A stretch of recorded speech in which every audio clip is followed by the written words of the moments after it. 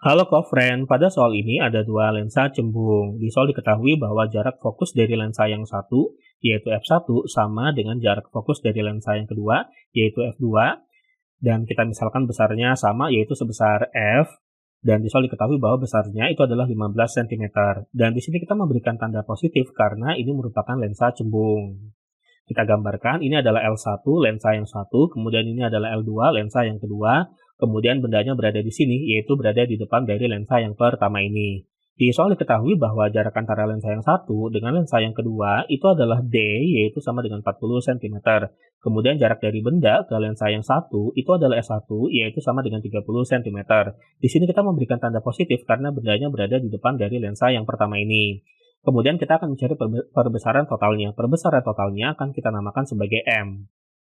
Oke, kita akan fokus ke lensa yang pertama terlebih dahulu ya, dan di sini kita akan menggunakan rumus yang berlaku pada lensa cembung, yaitu 1/f1 sama dengan 1/s1 ditambah 1/s1 aksen. Perhatikan bahwa kan f1-nya itu kan sama dengan f ya, jadi bisa kita langsung tulis saja di sini f ya, jadi f1-nya itu adalah f. Kemudian di sini ada S1 aksen dengan S1 aksen di sini. Ini adalah jarak bayangan yang dihasilkan oleh lensa yang pertama diukur dari lensa yang pertama. Maka S1 aksen sama dengan S1 dikali F dibagi dengan S1 min F. Kemudian kita masukkan nilai-nilainya. Jadi tadi S1-nya itu adalah 30 dan F-nya ini adalah F-nya atau F1-nya itu adalah 15. Setelah dihitung didapatkan hasilnya itu adalah 30 cm. Nah, ternyata di sini kita mendapatkan hasil yang positif. Itu berarti bayangan yang dihasilkan oleh lensa yang pertama bersifat nyata ya. Kalau nyata berada di belakang dari lensa yang pertama ini. Jadi maksudnya di sini bayangan yang dihasilkan oleh lensa yang pertama berada 30 cm di belakang dari lensa yang pertama ini. Ya seperti itu aja. Dan perhatikan bahwa karena dari sini sampai sini ini kan 40 cm. Maka kalau 30 cm itu sekitar dari sini sampai sini saja ya. Dan di sini kita gambarkan terbalik karena nyata ya. Kalau nyata, maka terbalik ya seperti itu.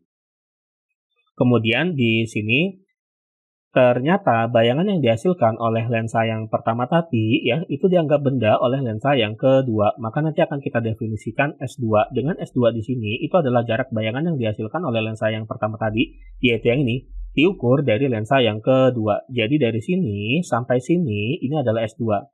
Maka itu berarti S2 sama dengan dari sini sampai sini, yaitu D, yaitu 40, ya, dikurangi dari sini sampai sini, yaitu S1 aksen, yaitu 30, ya. Kemudian setelah dihitung hasilnya 10 cm. Ini adalah S2-nya, kemudian di sini kita memberikan tanda positif, karena ini ya, bayangan yang dihasilkan oleh lensa yang pertama tadi itu kan berada di depan dari lensa yang kedua. Maka nanti akan kita definisikan S2 aksen dengan S2 aksen di sini adalah jarak bayangan akhir atau maksudnya jarak bayangan yang dihasilkan oleh lensa yang kedua diukur dari lensa yang kedua. Maka dengan menggunakan rumus yang sama seperti tadi ini ya, maka nanti S2 aksen sama dengan S2 dikali F2 dibagi S2 min F2 ya, kita masukkan, jadi kan tadi F2-nya itu adalah F ya, seperti itu. Oke, kemudian di sini tinggal kita masukkan saja S2-nya 10 dan F-nya atau F2-nya 15. Setelah dihitung didapatkan hasilnya itu adalah min 30 cm. Nah, di sini kita mendapatkan hasil yang negatif, itu berarti bayangan yang dihasilkan oleh lensa yang kedua ini bersifat maya ya. Kalau maya maka berada di depan dari lensa yang kedua ini. Ya, jadi maksudnya 30 cm di depan dari lensa yang kedua ini. Karena dari sini sampai sini kan 40 ya, berarti kalau 30 cm di depan lensa yang kedua, itu berarti sekitar dari sini sampai sini. Ya, jadi ini adalah bayangan yang dihasilkan oleh lensa yang kedua atau bayangan akhirnya. Ya, seperti itu. Nah, karena maya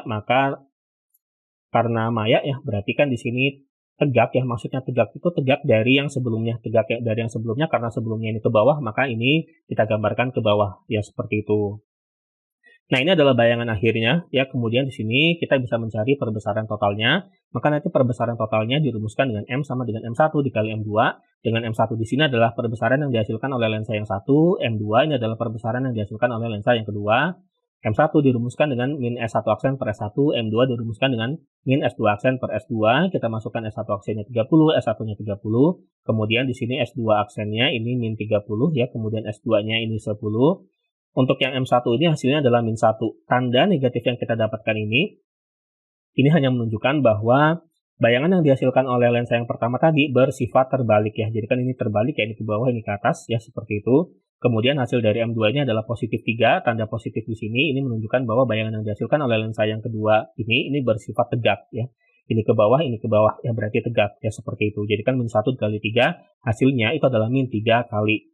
Nah, pada akhirnya di sini kita mendapatkan hasil yang negatif yang menandakan bahwa bayangan akhirnya itu bersifat terbalik terhadap benda awalnya ini. Ya seperti itu. Jadi sudah kita dapatkan bahwa perbesaran totalnya itu adalah min 3 kali. Oke, nilai jawabannya, sampai jumpa di pertanyaan berikutnya.